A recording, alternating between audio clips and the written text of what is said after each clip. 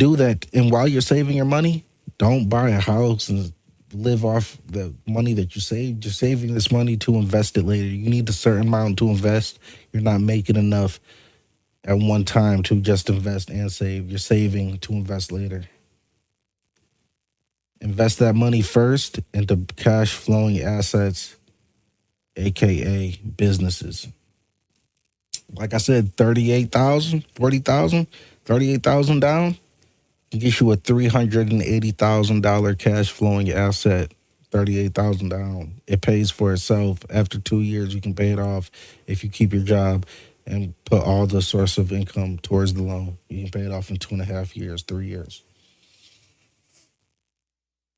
I'll tell you one thing: when the NFL players, the NHL players, the MLB players, MLS players, NBA players, when they get their contract and they're ready to retire, they only made 4 mil. They made 8 million, got 4 million left, got 2 million left. You know what they do with that money? They invest it. That's what they invested into businesses. You know how many mentors have helped athletes buy businesses? Just people on the internet saying, "Hey, I'm giving more mentorship. I'm buying businesses. Come check me out." Athletes hit them up. They say, "Hey, I think you know what you're talking about. You talk fluently. You talk good. I think you know what you're talking about. Help me buy my first business." And they help them. And they help them. That's how it goes. You buy your first business with the money that you save. They buy their first business with the money that they earned from their contract. That's the difference. Buying an already established business is safe. I say at least 5 years in. If the business is at least 5 years in, it's still alive, still doing well. Don't buy a business that's starting to fail and is going down every year. If it goes up and down every year, or up in every. If it's going up every year, they're not going to sell. But if it's going up, down, they're going to tire. Buy that business. That's good. Keep your job when you buy your first business, and keep it till it doesn't make sense. I've said that. That's the goal. That's the whole plan here. College can get you rich if you play the game right. It's a slow game. It's a marathon, not a sprint. It can be a sprint if you start a side hustle, but it's a marathon. Buy a business, set your family up, be the first one in your family to set their kids up with wealth. Okay, do that. Mhm. Now we on to the next topic. DJ Academics and Brittany Renner. So DJ Academics seems to be beefing with Brittany. We all seen it. We've seen it. Brittany expressed herself on the internet. Ack responded. He feels he didn't say anything bad. She responds aggressively, I would say. Talks about him. Says he must secretly want her. Says why is he worried about her? Everything she could say, she said, you know. Ack responded disrespectfully, of course. Tries to just cook her the whole episode. Has a whole video on YouTube over an hour about it. Yeah.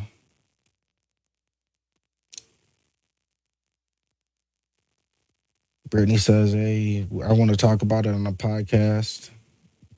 You know, people think she wants some clout. Who knows? Who knows?"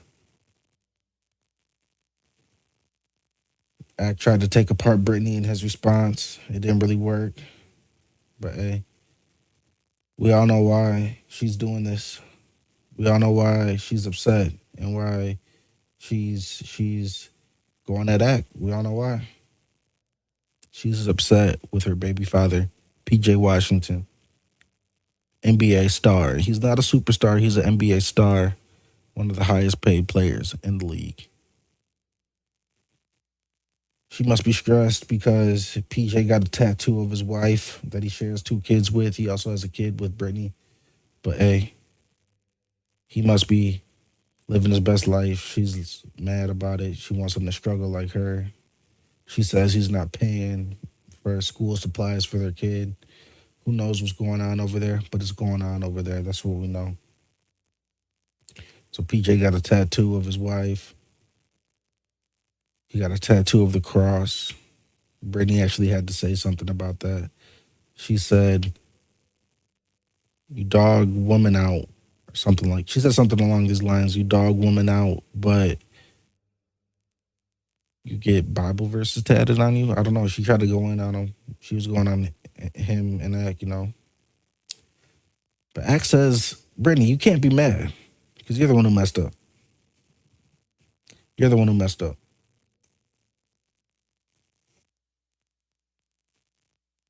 You know what Ack says? You know how Ack says she messed up?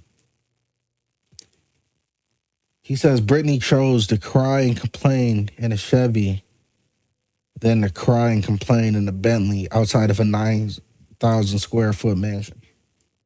That may be true, but hey, she wants love. Love over everything. Ball is life for him. Love is life for her. That's what I have to say about it. Obviously, everyone wants to cry in a Bentley, but in their own way, though. They don't want to get cheated on, treated like dirt by their significant other, and cry in that Bentley over that. But they want to cry in their Bentley about saying no to their mother and father asking for some money, saying no to their friends asking for money, or saying no to family members asking for money. That's what they want to cry over about in the Bentley outside the mansion.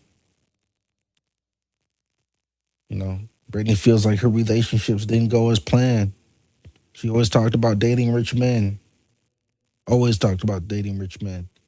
But hey, she got her rich man and it didn't go as planned. Not for her. But hey, I say it's not her fault. I say she wasn't told a lie, but she was living in a fantasy. She was head over heels. I got this NBA player. He's gonna be rich. He's gonna get that big contract. I think they broke up before he got his big contract, but his latest contract was a $90 million deal, 4 years. That's what he got. She wanted to up the child support after she saw his deal to $30K a month. I don't know if it went through. That's what happens when you go to court with no lawyer and you're going up against a dude who signed a $90 million contract and he's paying for lawyers. You're gonna lose. You're gonna lose. That's how it goes. You're gonna lose. But sheesh. Sheesh. That's all I can say. Sheesh. Now, there's something else that happened this week, too. DDG's cameraman quit on him. They say he was only making $3K a month. DDG's making at least $50K to $100K a month. He was making more earlier last year. They say he's only making $3K. And people brought up that Lacey's cameraman is making $20K a month. He's making $250,000 a year, $240,000 a year to be exact, but $250K a year to record him every day streaming. DDG's guy is only making $3K a month, 36 grand a year to record him almost every day streaming. So, you know. But hey, some would say that's what DDG gets for disrespecting Joe Budden. Joe Budden is definitely in his prime at 45. He's in his prime. Joe Budden finally got more money than DDG now. Joe Budden's making over $1 million a month. DDG never touched $1 million a month. The most he was making a month was $300K, a little over $300K a month for about 6 months.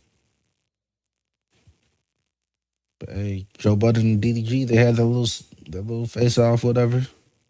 Joe Budden's gotten richer since then. DDG got richer since then too, but he only made about $2 million. He was making $300K for about 7, 8 months. I don't know. He made close to $2 million.